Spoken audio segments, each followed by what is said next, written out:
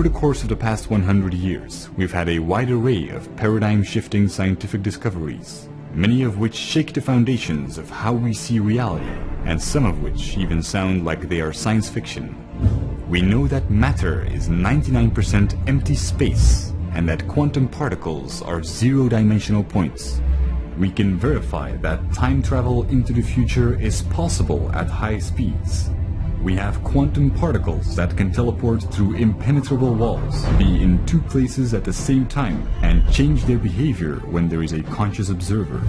Quantum mechanics is much more than theories and interpretations. It provides undeniable and mathematical proof that everything we know and experience works in ways that are fundamentally surreal.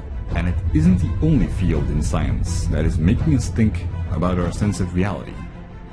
Neuroscience studies the nervous system, and it has given us many insights about what is still the most profound mystery in biology: consciousness. The definition proposed in 2012 is that it is the sum of the electrical discharges occurring throughout the nervous system. When this activity becomes unusual due to, for example, brain injury, we experience things very differently. One rare disorder that can occur in association with migraine attacks and diabetes is called the Capgras delusion, which causes patients to believe that close friends and relatives are actually imposters. Even when patients who suffer this delusion seem to retain all their intellectual abilities, they will still insist and create elaborate rationalizations to explain how their family and friends have been replaced by frauds. Other disorders can cause patients to lose the ability to describe or perceive the right half of people's faces, but they will not be aware that they have this condition and instead come up with inaccurate descriptions that they believe to be correct. We traditionally and intuitively assume that our capacity for mathematical and rational thinking gives us the ability to make objective distinctions. And while it is certainly responsible for our incredible spectrum of intellectual and scientific progress, the same intellect that can lead us to groundbreaking discoveries can just as well get us caught in delusions. The underlying patterns of our consciousness define our entire perception of reality. It also seems that our consciousness works more like a digital clock than an analog one. Rather than a constant flow of experience, our experiences could be broken up in intervals or time quanta of 0.042 seconds, each of which make up one moment of consciousness. This is called quantization. It means that something can be broken up in small discrete building blocks. Each state of consciousness consists of a certain amount of information and can theoretically be stored on, for example, a hard drive.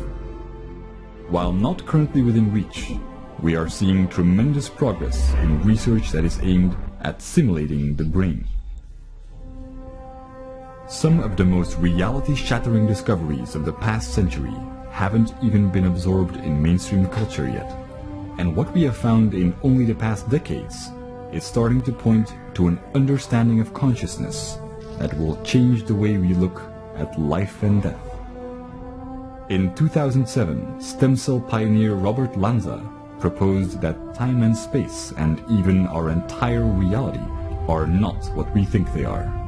Criticized for being incomplete, but at the same time recognized as scientifically sound and potentially revolutionary by scientists ranging from Nobel laureates in physiology to astrophysicists at NASA, the theory of biocentrism describes reality as a process that fundamentally involves our consciousness. Lanza's scientific theory explains how without consciousness, all matter dwells in an undetermined state of probability. Time has no real existence, and space is just a concept we use to make sense of things. If we look towards neuroscience and quantum mechanics to further fill in the blanks and shortcomings of biocentrism, all that we are left with are quantized states of consciousness. Reality how we know it does not exist, and if it had any sort of existence that we could visualize, it would look something like this: an endless sea of static, of information in which all probabilities exist. Imagining all these probabilities within a zero-dimensional space without time is not easy, but it is perhaps as close as we'll ever come to imagining what reality really is.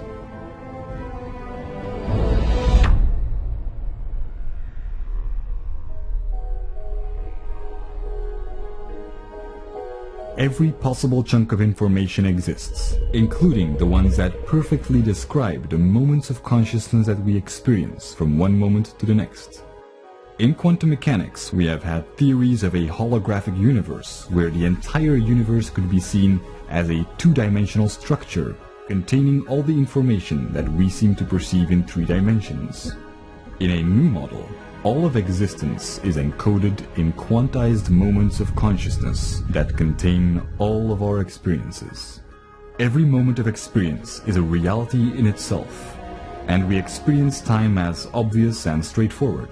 But with each moment of consciousness containing a different set of memories and experiences, it wouldn't matter if our timeline was completely scrambled. Tomorrow could happen before yesterday. Our memories are dependent on the information encoded within each moment of consciousness, and can only tell us something about the reality we experience right now.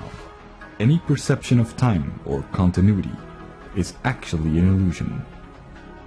This is one of the reasons why Robert Lanza's recent theory was considered to be a wake-up call by NASA's astrophysicist David Thompson. When we look at the Big Bang, or when we observe how quantum particles jump back and forth in time, we have the arrogance of assuming that time simply moves forward in a straight line, and we then go on to see these time anomalies as unusual and counterintuitive. But there is no indication that our perception and memories define the arrow of time. All of this seems to suggest that our reality would completely disintegrate, or at the very least, become highly inconsistent and random at any point. But the reason why we experience a rigid world with deeply structured laws of nature is because consistent patterns evolve according to mathematical principles. Since every possible pattern can exist within infinity, the only connection between 2 independent quantized moments of consciousness is the information that overlaps. Smaller or more compressed units are more common, and the laws that we are subject to naturally emerge and bring about our consistent reality as it is the most probable one. Patterns can be found in any type of chaos, and since very complex structures are required for consciousness to exist, the reality that we experience evolves along the probable branches of its own specific pattern. If neural disorders such as Capgras syndrome have taught us anything, it's that we have an incredible ability to rationalize the oddities in our reality. There is one claim, though, that becomes hard to refute: that the pattern of quantized moments of experience is inherently infinite, and statistically, an afterlife is inevitable.